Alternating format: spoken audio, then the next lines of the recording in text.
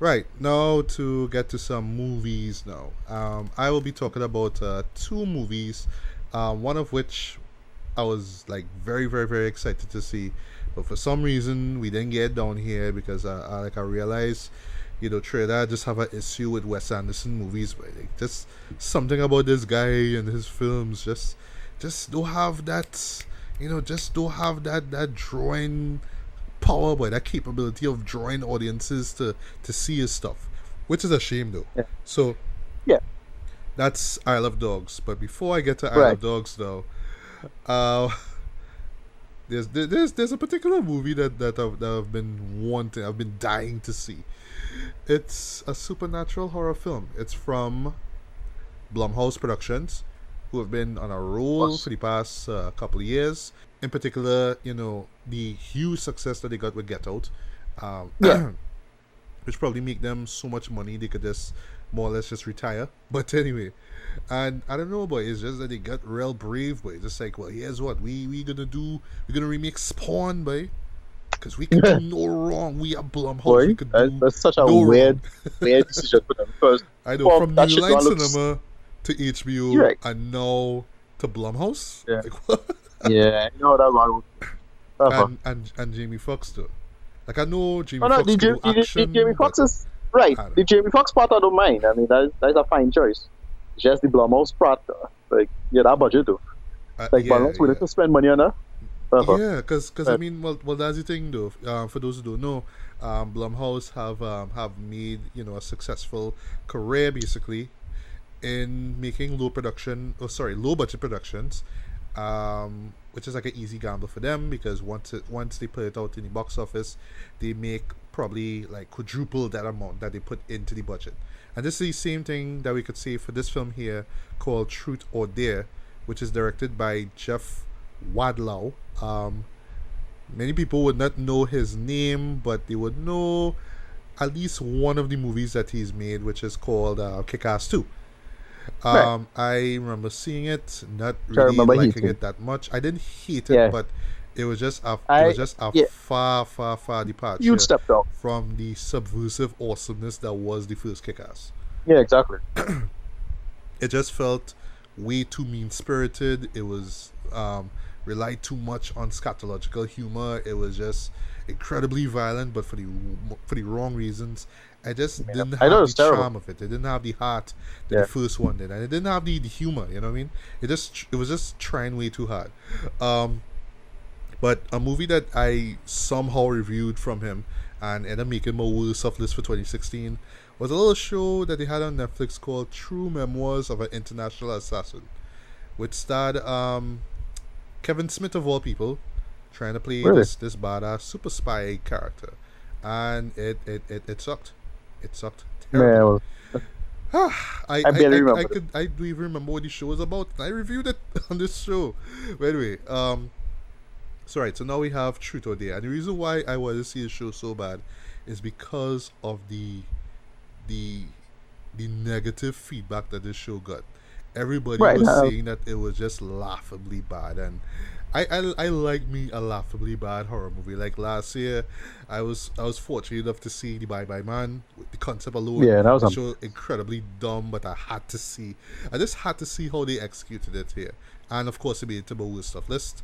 So here with Truth or Dare, right? So it's playing along the game, the age old game of Truth or Dare. I mean, I don't have to stop to tell you guys what Truth or Dare is about, right? You know what Truth or Dare is about. right. So we are introduced to five teens, quote unquote, right? Air quotes. Um, two of them actually know from TV shows. So first one is Lucas. His name he's played by Tyler Posey. If you remember MTV's surprisingly decent Teen Wolf series, he was the star of that Yeah. show. I actually remember watching it around 2011, but I don't know. I just kind of fell off of it.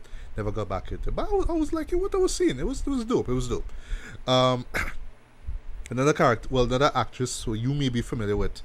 She plays Marky Cameron, Violet Bean, aka Jesse Okay, Quick yeah. from The Flash. Yeah, yeah, yeah. Yeah, Yeah. she's in Jesse this. Jesse Tick. Jesse Tick. Yes, Jesse Tech, I know. But yeah, so it's just these five teens basically going on spring break in Mexico, and right off the bat, you don't care about any of these characters. You hate them because they're just so shallow. They're so one-dimensional. They try to give them a little bit of background. So, like Marky's friend Olivia, she's played by Lucy Hale. She's the star of the show, and she's the one who's like on all the promotional material for this movie here. So Right. she's introduced as this vlogger basically. So she goes up on YouTube and she's always talking about, she's always down for human rights, and she always wants to help people out and all that kind of stuff. And she has this relationship with Marky, so they're friends basically. But it's like real BFF stuff, that kind of stuff. And Right. oh, they're so inseparable, and you'll never see each other when you go to college or whatever crap it was, right? So it's basically just them going on spring break. They won't see each other in a hurry, so they go in there, right? And then we have this montage during the opening credits where it's basically Snapchat. So yes, right off the bat, it's just these filmmakers thinking, oh, let's just take the popular social media platforms and let's make a Yeah. movie out of it, because they did it before. Well, I'm not sure. I don't think Blumhouse made it, but remember a movie called Unfriended? Yeah. Yeah. That bullshit. That part two coming to that. Yes, eh? and part two's coming out to it. Yeah, that bullshit. Yeah, premise terrible. I saw, YMS did a great review of it. I just watched. I was like, nope. Now I'm glad I don't need to watch this show. But anyway, so Yeah. Part two, they're doing a little more plausible thing, because with part one, that was kind of supernatural-ish, but this one more thriller-ish, like it's like actual people coming for them, and it's quote-unquote dark web or whoever the fuck it is supposed to be coming for them this time. So that I think I could buy into that a little bit if they did that, if they went with that from the start. Right. But not this time. Whatever. Okay. So they run into Olivia runs into this dude, I forget the guy's name, right? And he takes them over. Well, he's like, well, hey guys, you want to go and party? You want to go to this place and have some fun? So they go to Right. this old like Mexican church basically, right? It's this mission place basically, right? Abandoned, just a lot of stuff being, a lot of stuff broken on the floor and whatnot. So these 6 individuals go there, right? And they play truth or dare, just out of the blue. He Right. just suggests, let's play truth or dare, right? So as you would expect, people reveal certain things about themselves, stuff that they don't like about themselves, stuff that they was keeping secret, blah blah blah. So it's like, we off to a rollicking start here. And then the guy comes and says, well, you're part of this curse here, and you all have to play this game or else you all die. Because Right. as we learn later on, he was part of this game. Well, actually what happened is that through some circumstances, they went into the church, they had a party there, they wild out, they just destroy a whole bunch of stuff in the process. And apparently that's wrong. That's blasphemy, right? That's terrible. And this demon, Kalak, I think the name of it is, more or less possesses one of them and says, well, challenges them to this game of truth or dare. So yes, so this demon from hell decides, here's these idiotic kids having this rave or whatever in a church. This is wrong. This is morally wrong, in all respect. So here's what, let me just possess one of these idiots and let me just play a game of truth or dare. Right. A game of truth or dare, right? Yeah. Think about it. That's where it went to. Yeah. Whatever. Yes, that's where I went to, right? So essentially, I could spend whole night talking about what his story is, but essentially it's just these 5 idiots, yes, which includes Jesse Tick, roped into this game. They've seen a bunch of weird images, so every once in a while they will see somebody that they know have this kind of weird, like, I don't know if it's like a Snapchat or an Instagram filter, but it looks so goddamn ridiculous, where it's like they have this weird kind of skin up smile, and it's more like truth or dare. Right. Yeah. Truth or dare. Yeah. It looks terrible. It looks Right. I saw that in the right. It's in all the trailers. You'll see it, right? And basically it's the demon telling them truth or dare. So if they say truth, they have to reveal something about themselves as like the secret. If they refuse, then they die. Or if they tell a lie, Right. then they die. If it's a dare, however, then it's some kind of dare. Of course, it's some kind of life-threatening dare. Like case in point, there's one of the characters who, and this is the big character development that they give. She drinks a lot. It's to the Right. point that she wakes up like 10 o'clock in the morning, leans Yeah, she have over alcoholism. he leans over to like her cupboard, pulls on one of the drawers, pull out some vodka and drinks it. That's her character. Okay. She drinks a lot. Wow. She drinks a lot. So guess what the demon have she do? The demon has she go on top of the roof and walk on the edge of the roof itself, walking around, and she has to Right, because she finish drunk. off this bottle of vodka, and she wobbling and whatnot, and if she falls, well, if she falls, she dead, and then there's also this fence with these little these sharp little these sharp edges basically, so if she falls on that she's impaled, right? Great setup, Right. if you're thinking on Final Destination too as well. I'll get to Final Destination a bit. And they just spoil that by how like two of the idiots bring this big bed, the bed, the cushion of a bed basically, and they try to put it on top of the roof, and of course the spiky parts pierce through it. So one of them, well, the star of the show, Olivia, decide, here's what, let me just take my car, drive, try to run over the actual fence itself, and then she ends up Right. falling on the roof itself. She survives apparently, but we don't see her again in the show. So this is just the level of idiocy that you get in the show here, where it's just Right. characters just doing dumb things basically. And if I could just jump into the review here, one of the biggest flaws with this movie is the PG-13 rating. Right. That'll mess up something. You had Get Out, which was rated R, and the movie made a ton of money, a lot of critical praise and whatnot, and they go back to this PG-13 route because we have to bring the teens, because the teens love thrillers, they love horror films, and they just dumb down on all the violence, all the kills, all the disturbing stuff in it, to the point that nothing in this movie is scary. Nothing is frightening, nothing is freaky, nothing is scary. It's just more laughable and dumb than anything else. The characters, like I say, you don't care about none of them. Right? They try to give Wow. a little backstory, but it just don't make no sense. Like, for example, Jessie Tick, for example, her character is that well, yes, for one thing, she and Olivia are best BFFs, but however, her dad died because he committed suicide. Sorry, well, he was drinking and he ended up crashing at the wheel and whatnot. And then later on, we learned that that basically the dad was trying some kind of American Beauty thing on Olivia. He was drunk and he tried to hit on she, and that was like the big truth that she had to tell to Markina. And Mark is like, oh my god, and all that kind of stuff. And before all of that, one of the days you saw it in the ad was to break her hand basically. So it's like she grabbed a hammer and it's like, I don't want to do it. And then she just do it, bam. She do it, she cry, whatnot, and they just kind of forget about it in the next scene because she have a brace. And that's the next thing too. Things happen in the show, and then the next scene would just kind of play off like it just didn't happen. Case in point, Right. there's the token horny Caucasian character, right? And there's this scene where he's there to more or less flash his penis in this bar, right? He's a horny motherfucker, so he's like, well, yeah, I'm gonna show my dick, man. Look at what I got, man. And then he goes on top of this pool table. He slips on the pool table, falls onto another one, and breaks his neck. Somebody was recording that, and the video goes viral, and then all the main characters get the same video at the same time, so they all watch it at the same time, right? All watch it at the same time. They all pull out their phones and they watch it, and after you see like, oh my god, next scene they just kind of play it off like it happened. It's like, alright, well, dude fall, break your neck, he dead. Well, didn't like him in the first place, so whatever, let's move on. I mean, yes, I get he's a douche, you're not supposed to like him, but oh god, the man had this more or less this freak accident and he just brushed it off like nothing happened. Yeah. And speaking of freak accidents, so the perfect example, perfect reference this movie will have is, of course, Final Destination. These characters roped into the situation, they all have their like turns now. So the whole turn thing is based off of some picture that somebody Snapchatted or whatever.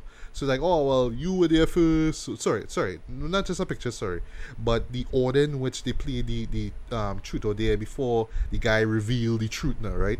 So okay, you did the truth or dare first, then it go to you, and then it skip you and all that kind of stuff, and then the next thing, I was laughing at this too. Even the show itself it either forget what the rules are or have no clue what the rules are at all. So it more or less just kind of coming up with ideas as it goes along.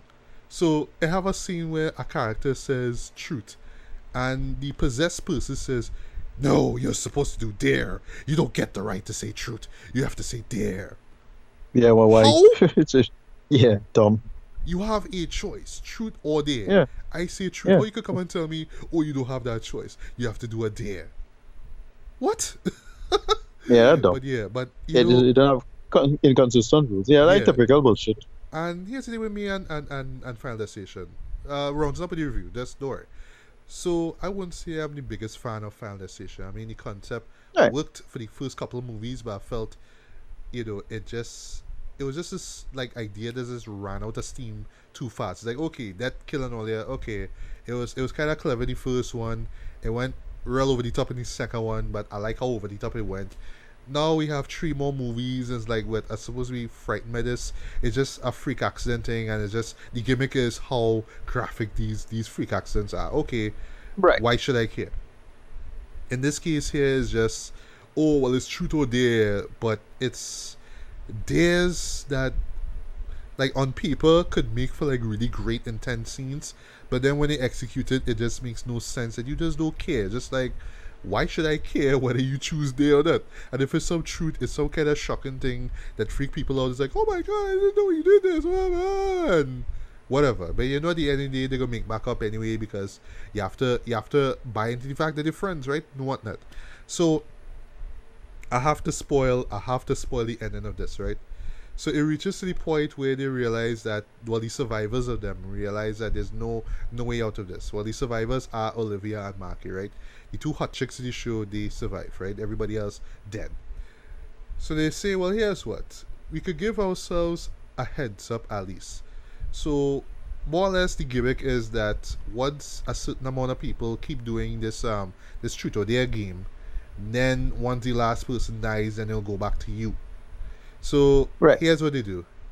Olivia, now being the whole YouTube person that she is, puts out a video telling and put it out to the whole world basically that yes, this is a curse, and anybody watching this video have to play this game, and it stops right there. Yeah, but So why? So, oh, because so because because everybody because because everybody in the world would have played to it play this now? game, and she have like days free before the curse comes back to her. I ain't following that at all. I know it makes no sense. It doesn't. It makes no sense.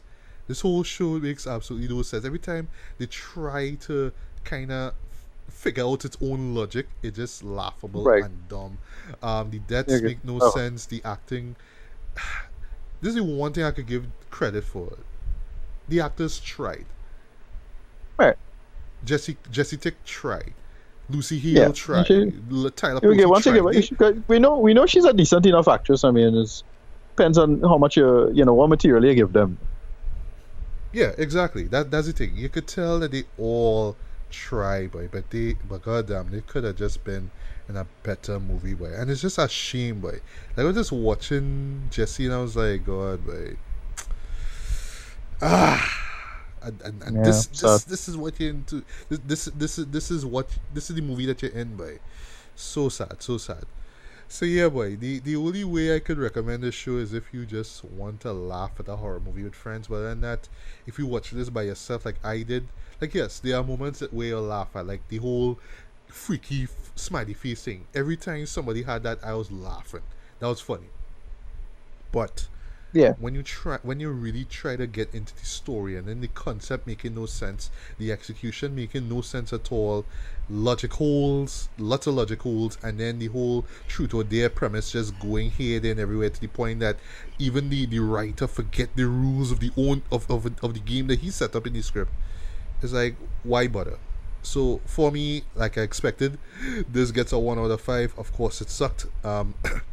Yeah. This is hands down one of the worst movies of 2018. This will be on my list for sure, for sure, for sure. This will be in my top 10 Wow. list, definitely.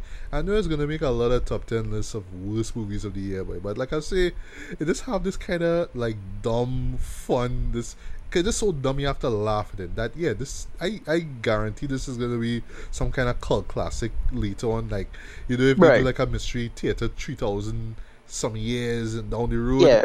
this gonna be there. That and Bye Bye Man. So, and it's that same level of just poor quality. So, yeah.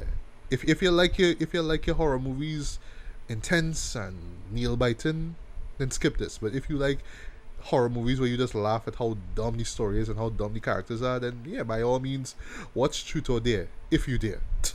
But yeah, this Yeah. movie sucked. Boy. This movie sucked. And now So- for a movie that does not suck at all. And it's a shame that we did not get this movie. But then again, seeing it, which I did quite well actually, before I even jumped on to recording this podcast here, I kind of see why we didn't get it down here.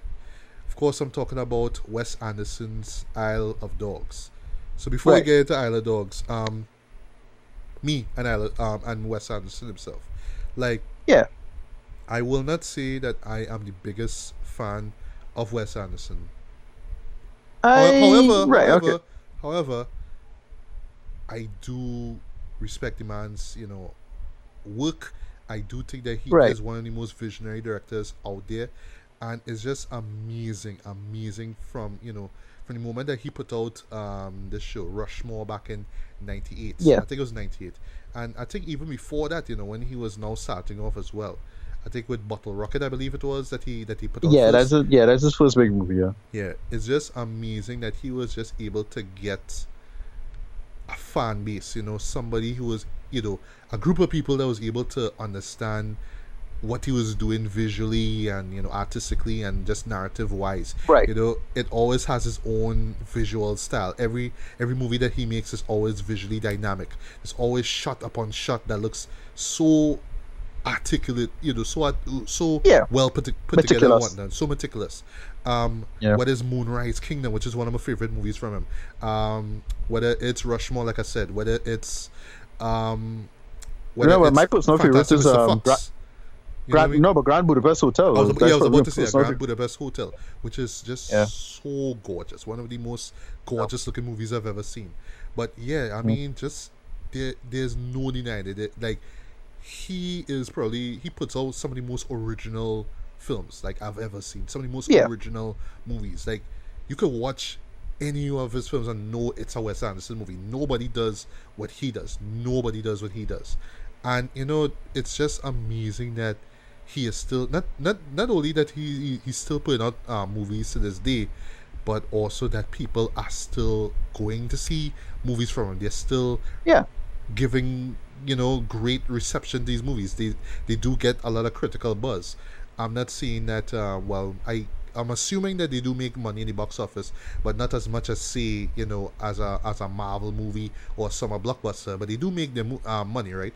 But still, Right. he has a fan base, he Well, has an audience. it's unclear. And It's amazing. unclear how well his stuff does blockbuster wise. But again, it's fine. Yeah, but just last things he last has I'll his- say. But to me, I don't even think he cares because he just puts Right. so much into his movies. By every film that he makes, it's his own art piece, if you will. And yeah, I respect that. Like I say, not the biggest, hugest fan of him, but dude, I mean, him just existing in today's world of film is just awe-inspiring, man. Yeah, he for me was it's one of those that you didn't get the hype and then you see a couple of movies and you get it.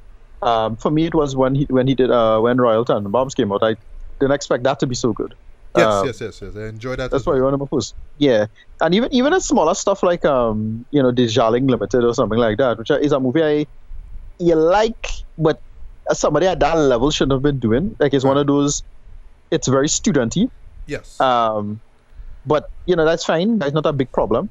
But yeah, he's a filmmaker I really, really like. Once you give him the scale and scope of the workable budget, you're almost always going to get something brilliant from him. And yeah, especially Grand Budapest Hotel held it for me. Right? Didn't expect that shit to be so good, right? Yeah.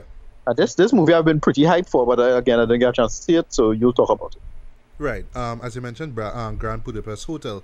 I remember, you told me that you saw it in theaters down here. Yeah, I that didn't get was around to see it there. I saw it on well, actually saw it on cable right. afterwards. It's the typical, well, it's the typical kind of bullshit from Trinidad, which is they'll just have something for like barely a week. They did the same thing for Moonlight Kingdom. Um, Well, here's the thing. I didn't even know Moonrise Kingdom came down here. The only show yeah, that it I was like saw from him theatrically was Fantastic Mr. Fox, and if I'm not mistaken, right. that probably showed for like a week, and then it just disappeared. Same thing. Yeah. Yeah, same thing. But because the reason I saw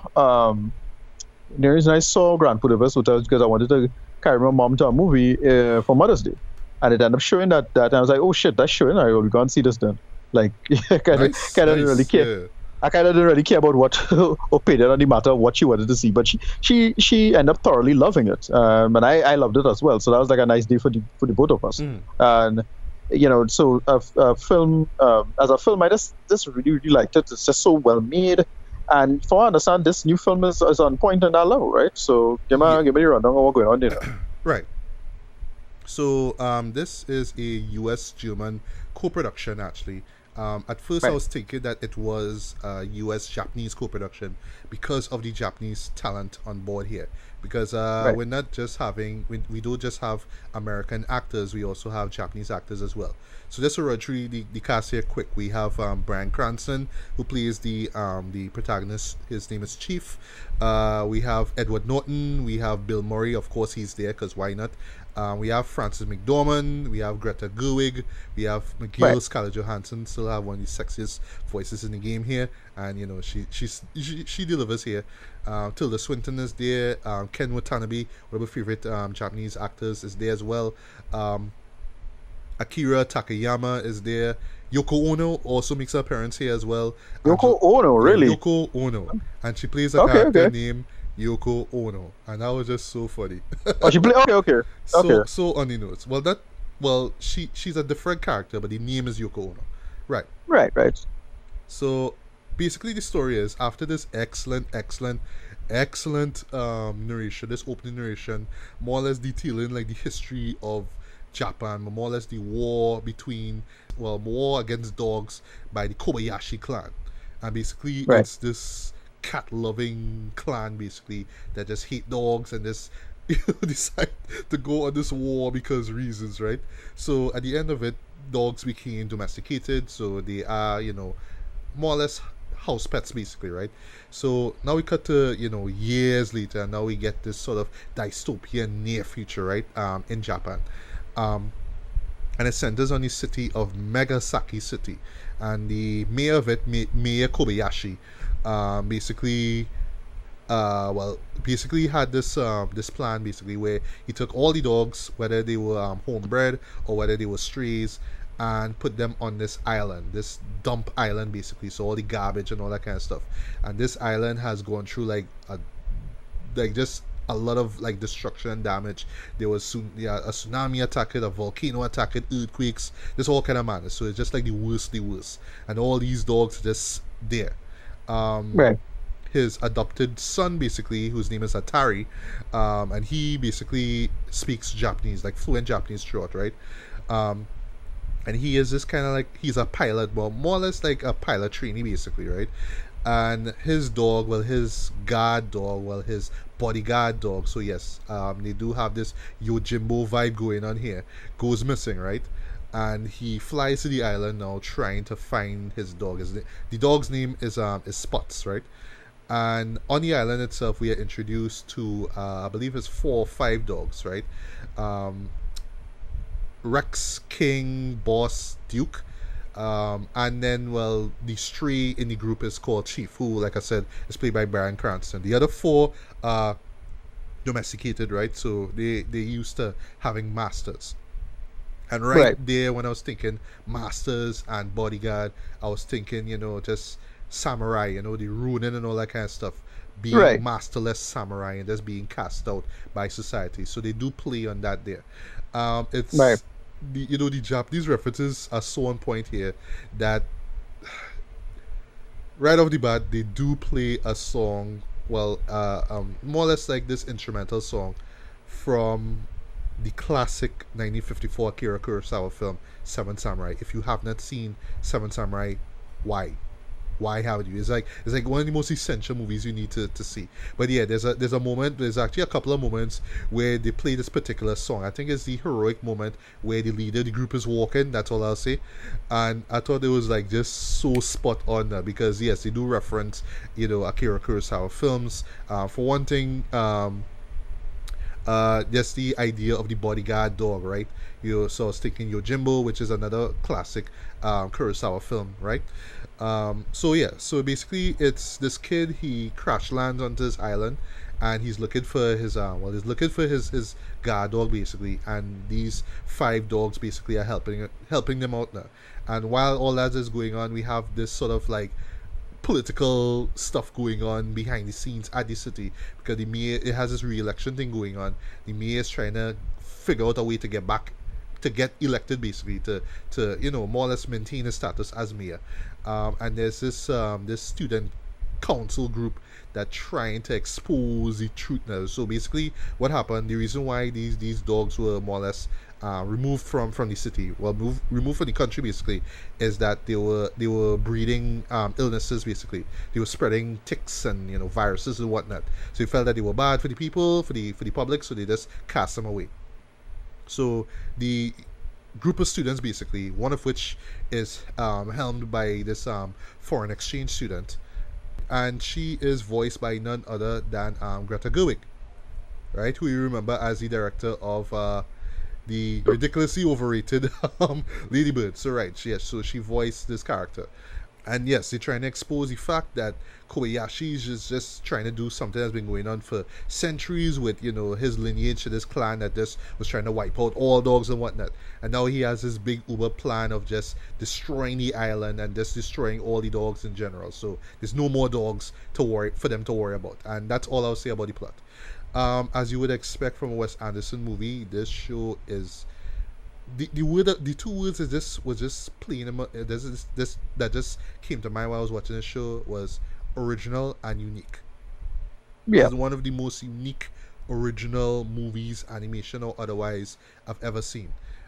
It does incorporate a lot of Japanese culture, a lot of Japanese references, and unfortunately, how I saw it, there's a lot of Japanese text, there's a lot of Japanese dialogue, not too much though, but they always have this nice little joke basically where they have this interpreter.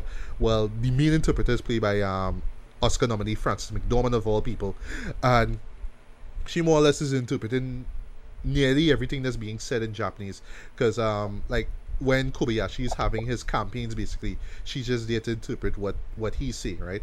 So there are moments where you can kind of figure out what's being said even though there's no one to interpret what's being said. But still there are some moments where I wish I knew what was being said. I wish that there was some subtitles for me to understand what was being said in Japanese. I remember okay, so the buzz around the film, I remember this was a little bit of a complaint by some people. I remember hearing some complaints about that how it was, because it wasn't translated, it had a alien feel to things, and people didn't really care for a little bit of an insult, race involved in terms of the historical aspects of that. But I didn't really take it in or focus. But whoever you will tell me if it was a problem. Well, all right. For me, I kind of understood stylistically why it was like that, because it's funny that the dogs speak English. All the dogs speak English, right?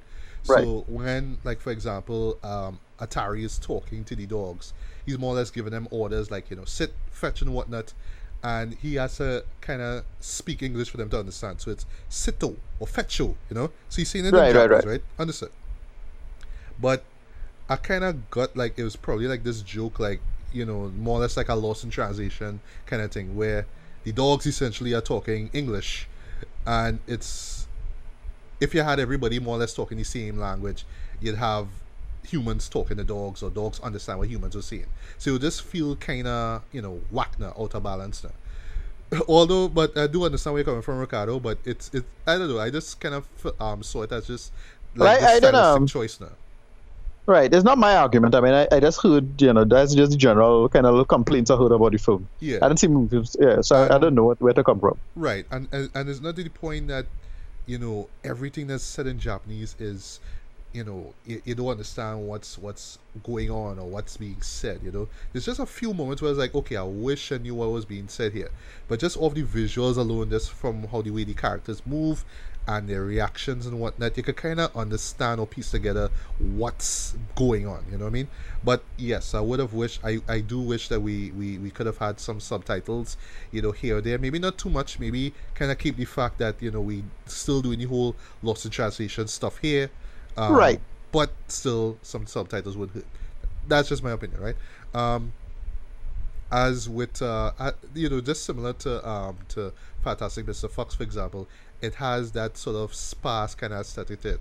So yes, it's colorful. It's very sumptuous into the visuals, but just similar to Fantastic Mr. Fox as well. There's also like these kind of sparse visuals where, like, for example, you'll see like this garbage,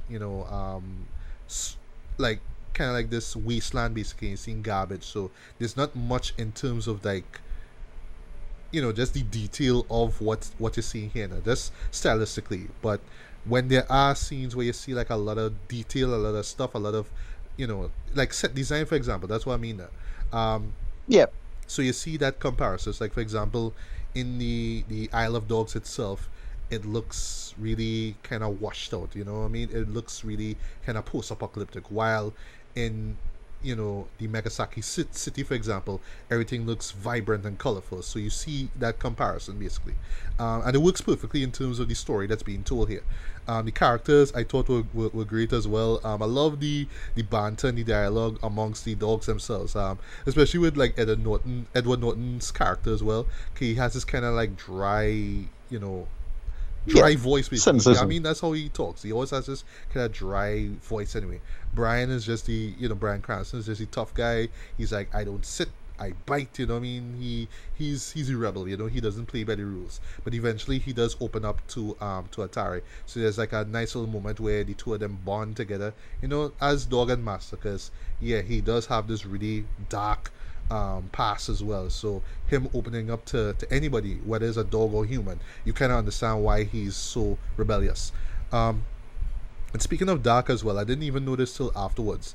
This movie, unlike Fantastic Mr. Fox, is rated PG-13 because there are just a couple of like swear words, just mainly bitch, right, and son of a bitch and damn, really. Although the bitch right, you don't understand because it's right, dogs. Yeah. But it's kind of funny that that one of the few female dog characters we have is voiced by Scarlett Johansson, right? So she plays Nutmeg, that's her character, and there's this little kind of hint at a love interest thing that they have with her and Chief. I thought how they played that out was well. They handled that well. So she wasn't like jumping head over heels for him. Basically, she's kind of reserved, but you understand why when you see her. I just wish that her character in particular they could have had more moments with her, like have her be a little bit more integral into the story instead of, hey, you're there and I'll see you again later on, maybe in the end. You know what I mean? I felt they could have done more with her, but yeah. So, and also just because of it has some dark material, not violent dark, but just the stuff that they mention, just the mistreatment of dogs, and just it has this like dark political subtext to it too. But once again, because of the lack of subtitles, I kind of came out of it wishing that I knew what was being said, because then I would have been like, oh yeah, that's a reference to, or a scene resemblance to something that happened in Japanese history. So Kobayashi's a reference to that guy, and this is because I'm assuming that the reference here is, Japan after the Second World War, how things changed for them. You know what I mean? Them throwing away the idea of Bushido, the code of Bushido, realizing that Bushido is kind of unnecessary, and then how that reflected in movies as well. Like say, like for example, Ozu films. Who else? Kurosawa films. Kobayashi as well, because it's because I don't know, I could be wrong, but I find it so incredibly convenient, right? That we hearing this name Kobayashi a lot, and one of my favorite Japanese directors just so happened to be Masaki Kobayashi, who made, in my opinion, one of the best, if not the, like, in terms of like samurai films, this should be like in your top 3. Harakiri, one of my all-time favorite movies, and That I film, know it had a ton of references. I knew the movie had supposed to have a ton of like Japanese film references, so it's yeah, not a yeah, yeah. surprise. Yes, yes, yes. So just right off the bat, the whole idea of there's a code of brotherhood and how with how society being modern, they kind of throw away that, but then at the same time, that code is kind of like archaic now. So Yeah, you see that kind of reference there. So the dogs are like samurai and all that kind of stuff. They don't go too heavy into those references. So it's not like you'll see a dog pulling out a katana or anything like that. But if you're just looking deep and just really kind of taking yeah, what's no where going to on, look you'll for, yeah. see it. Yeah. But Because usually filmmakers like this will pepper it in the shots, especially with him, yeah, who's most known for his framing. Um, so you might look for the shot and then say, okay, that is what he was going for. All right, cool. yeah, yeah.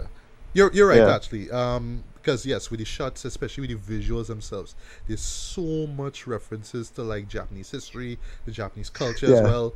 right. Some which work for comedic effects, so it's like, ha ha ha, that's kind of funny because they making reference to a cliche, like for example, there's this super cure to treat the illnesses that's going on, and they kind of treat this like some sort of Godzilla, like a reference like a Godzilla film, for example, where you have these Right. scientists, these wearing white lab coats, and they all like figuring things out, that kind of stuff.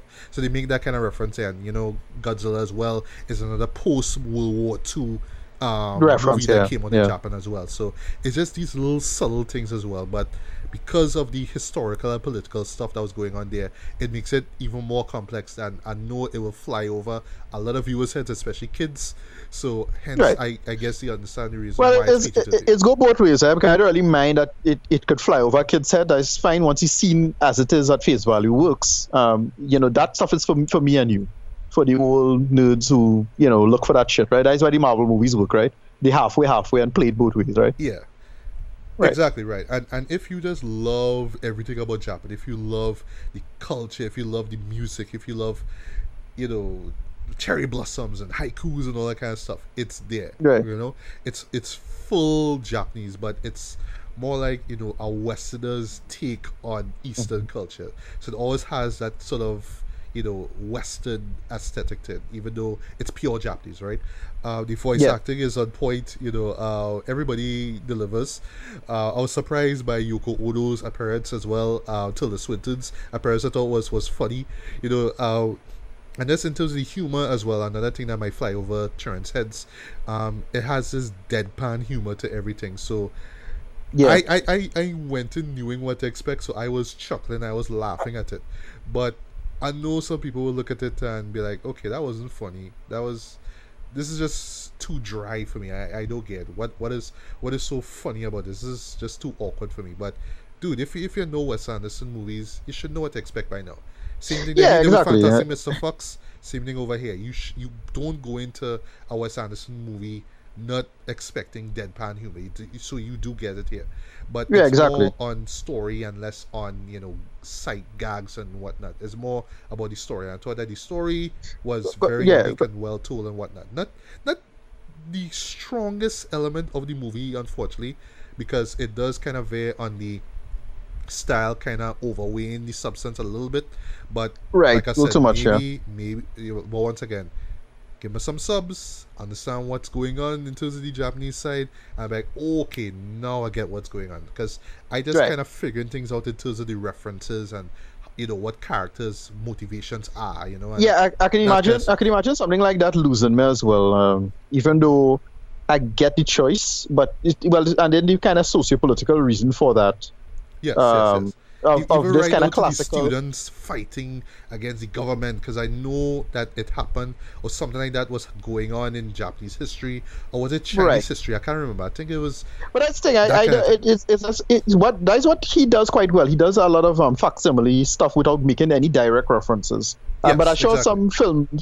some film nerd out there will tell you exactly what the references and wherever. Yeah, probably. But Right. but the oh yes, and how can I forget the music from Alexandre Desplat? I thought that the soundtrack for this Right. was excellent. It used a lot of authentic Japanese instrumentation for it, and you just really got the feel of Right. it. And you also got the little indie pop song that you would expect in a Wes Anderson movie, and I thought that it worked well here. But yeah, once again, this is another great movie from Wes Anderson. If you've Nice. loved Yeah. his stuff, especially from like Royal Tenenbaums going up, if you just loved Yeah. his work up to this point here, then yeah, you will genuinely love this. People who are fresh or who just going into this thing, new without knowing anything about Wes Anderson movies, highly recommend that you do check out his earlier stuff, because I guarantee it will help you more or less understand the aesthetic of this movie here. Whether it's visual or just the characters and just everything about it, it's a unique style to it, and like I said before, it's just amazing that somebody like this exists. I mean, somebody who can make movies so original and unique like this now, and Yeah. get a lot of critical praise of it, because this Yeah. has been getting a lot of praise, and rightfully so, because and I would say right off the bat, while I will not put this on my top 10 at the moment, I see this being in my top 18 for sure, because yes, I do plan to do a top 18 of the year, best movies. Right. I do see it making my list, man. I really enjoy Right. this.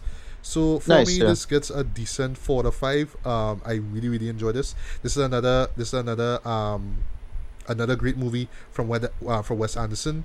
I don't know if he's gonna make any more movies in the future, but if he does, I just hope that it just comes with that originality, that uniqueness, that stuff that has made him just such a great director. This is one of the best directors in the game right now. From Right. whether it's from an animation standpoint, it works. From a just being a Wes Anderson movie, it works. It's just the one gripe that I had. The one main gripe, once again, is just that I wish I understood more of the historical and political stuff that was going on behind the scenes, the subtext in the film. And I don't know, maybe the subtitles would have helped things, but I just feel like I just need to dig in deeper. And for a show like this, I wouldn't mind watching this again, just to pick up on, oh, this is what this means, or this is why this character looks that way, and all that good stuff. So yeah, I do see myself watching this again. And last things last, I would say, I believe, if I'm not mistaken, there's supposed to be a combo pack coming out later this month or something, so with Isle of Dogs and Fantastic Mr. Fox. I wouldn't mind buying that. I really wouldn't mind buying that, Right. because yeah, when it comes to animation, this guy is like, just one of the most unique talents out there. So I do see myself buying this at some point in time. But yeah, by all means, if you haven't seen Isle of Dogs, see it. It lives up to the hype. Just probably wait till some subs come out, and yeah, you should enjoy this one, man, for sure. Right. I Alright. doubt they'll make a version with that though, because like I mean, like in the home media, if there's the option that you can see right. what's I being said suspect in Japanese, they should I have that. suspect it. Because that looked like a real intentional creative choice too. So Yeah, I probably think so too, but I think it will be to the detriment of people more or less understanding what's going on. You know what I mean? But we'll Yeah. see when the time well, hopefully, if I do Yeah, get a whatever hold they of do, it, yeah. All right. Last things last. Now you're gonna end things off now. Props to Yeah. you with a show that I wish I could have seen, but but my big excuses is that rain was falling hard. I couldn't get out of the house, so I could not get to see Sicario, Day of the Soldado. right. Really wanted to see this. This was a sequel that I didn't even see coming. I was like, we really need a Right. sequel to this? But apparently we have one. So Well, let me know how Day of the Soldado was. right. So, well, exactly. Did we really need a sequel to this? And the answer is no, definitely not. Look, I don't hate this movie by any stretch of imagination, but wow, what a step down from the first movie, Drew. Well, I mean, I know we're not Please. getting Denis Villeneuve directing this one. No, that is in not the this issue. case, we get Actually, the issue is you write it. Sulima. Right, Well, but the issue is- but it's Taylor. Sorry, but it's Taylor Yeah. Sheridan writing the script again, right? Well, I know. Right, but we did the last one. that's also shocking about this, because really the script is the problem. The direction was fine. Okay. I right. don't really have a big issue with any of that. He just half-assed the script. He Oh. just built it out, and it does feel like a bunch of Sequel like- ideas, though. it's like, right, those sequelitis ideas, bunch of ideas are just decent enough, but not fleshed out particularly well. And it needed a little more cogency to everything there, because what it felt like multiple sequels crammed into one, right? So some parts very good and works, other parts don't really work or gel together, and then the third act is a mess, like a complete mess. So okay, basically, well, sorry to cut you there, but one thing I have heard, one of the biggest criticisms of the show here is the level of violence. So, because yes, the first one was brutal. You know, the way how they show the drug war, and you know, it was just like a reality. You did not want to believe that. So the violence in it made sense, even though there were some particularly shocking moments, some disturbing stuff. But still, I heard that this one, the violence was just a little too much. Like, it just didn't feel like how it was in the last movie. But maybe you could tell me if I'm right or wrong. But you know, kinda. The thing is that I don't really care about the violence, because that's what I expect going forward. But yeah, it is a quote unquote. The problem with the violence is that it's just done for its own sake. That bullshit now. Right. And so it's more like an action movie more than anything. And one of the reasons why the first film supposed to be. Right. Exactly. One of the reasons the first film worked so well is because it was just a kind of borderline detective story more than anything. Yeah, just them figuring out. Thriller that. Right. Yeah. Exactly. And so yeah, it had action, but the action was only just for the sake of the story and building, just to have a proper build up. I see. Okay. So what's the story about? What's it right? about? So what happens is that they follow up from the first film, kind of, right? Where Josh Brolin's character needs the help of, once again, of his boy to come and do some dirty work involving Mr. Del Toro. Scariest thing about the first Sicario movie. He was scary. Right. So he this one now, he decided to say, okay, you need your help to solve this problem involving a drug lord's daughter. This girl from Transformers, right? And they have an arc with Transformers, the one that I hate. 4, 5. Which one is the one with the Hispanic girl in it? That's the last one, right? Yes, 5. the one that I load. Yeah, there's total mess. Right, she can work, all right. Well, she got a little work, right? So it's fine. Yeah. And so she now she had to go and suss out. Basically, they had to suss out whether or not she's gonna be. There's the people after her. You have to find her. But you realize that Josh Brolin now want to deal with her herself as part of the crime boss kind of issue now. And basically, you realize that Del Toro don't want her to get killed, and it's implied that he doing that because, remember, in the original story, his daughter was the reason why he started up his whole revenge crusade. Yeah, that whole Hitman stuff. They kill his daughter, and they kill his daughter in a real brutal fashion. So he wanted to suss out, and that is basically what it is. It's just this more, it's a kind of borderline Western. But here's the problem: they decide to make it where it have possibly Muslim terrorists involved. I was like, wait, what? Why didn't? Yeah, that was in the beginning. War on drugs, people. Focus on the war on drugs, man. Yeah, Mexican border. What's going on? Yeah, because in the beginning, you see some Muslims and they blow up themselves, and then you see some prayer mats in the desert, and it's like, all right, I have nothing to do with anything. Okay. And that's a whole bullshit conservative talking point that was during Obama administration. Yeah, we still doing this in 2018. Come on. Yeah, that my take is that the writer, again, Taylor Sheridan could have really sit down and say, all right, I know how to do this now. And that kind of pissed him off a little bit. It's like, yeah, this kind of beneath you doing this like this. But whatever. Yeah. But was it like some kind of attempt at world building or something? That's the thing. It just, all right, so here's the problem. The movie now decided to go over the fucking place now.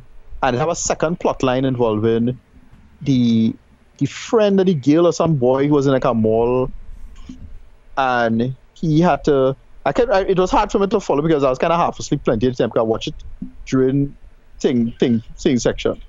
Right. And that was pretty much a film because he decided to build from his character and make it this kind of sequel beaty kind of thing going forward. All right. And so Del Toro's character himself. So it's not really about him. It's about the world around him, really. It is about him, but they have a lot of other world building things. So you had to go and visit this fella in the desert to help out, to hide the girl, and because he's running from Josh Brolin, and Josh Brolin wanted to lick up a set of people because to find this girl now. And it's about terrorism, but they're using the old terrorism, but you're not sure if it's the war on drugs at the same time as terrorism. And the movie don't work. This movie really don't work. I don't hate it, I'll say the first act and second act is quite good, and then they decided to just have too much plot lines going in and out it. And that was my problem with this movie. What about the acting though? I mean, is Del Toro still scary and threatening as he was? It's fine. It's like him just playing the role, but all of that get undermined because of the script. Script is the main problem here. Like, it's like, why the script so aimless, dude? That is the fucking problem, dude. That kind of pissed me off a little bit. Do I hate this movie? No. But it's just a big step down the original. Like, I'll give like a next to, IMAX very high score. Yeah. It get one of the highest scores of the year when it came out. And did it not get highest or second highest in terms of rating? I think it did. I think you gave it that when we... Well, I didn't see that... we did see it, but I don't think it made it to my list. I believe it made it to yours. Yeah, I loved it too, but the second one, the sequel, is a waste of goddamn time. If you really want some brilliant follow-up or anything like that. But it's still an alright movie as far as a script or running paradigm is going. Well, I don't know else to talk about it because I'll just be talking about bullshit script details and spoilers. But yeah, we'll just give it a rating. Yeah, I don't know. I want to give it a... It's a mix-up because some things good but other things bad. But overall, I'll probably give this probably a low movie town, if anything. Okay. Huge step down from the first one, but still not the worst thing ever. But like, again, it's because you had such hype there. Yeah, and again, really typical kind of sequelitis. Really unfortunate that things had to get us be like that. But I just kind of pissed off that they just do such a bad job with this in that way. However, I don't know, but to me, just based off of what you said and my thoughts, just from hearing that we were getting a sequel, it's like, do we need one? Is it like it just feels like painfully unnecessary. Like, I know the world of it's intriguing and whatnot, but Sicario more or less did what it was supposed to do. Like, we really needed a sequel for this. I don't know. You see, no, so I guess, well, I don't know. Maybe at some point I'll see for myself. The thing with this is that if they did flesh it out in terms of multiple, like if this was, it feel like a part 4 and we didn't see the part 2 and 3. So, like, that's what it felt like. Like, yeah, when these kind of movies just get worse and worse. Yeah. That would feel like it's such a big step down. Not bad, but it's like, yeah, but we could have sit down and make sense of this now. And like, again, the first act, do they flesh out the first act better and make that flesh out better? I won't have mind. I really won't have mind. But this was a mess. Sad. It's shockingly aimless. Wow, man. I just admit disappointed and just, tired and like, okay. I feel your pain, brother. I feel your pain.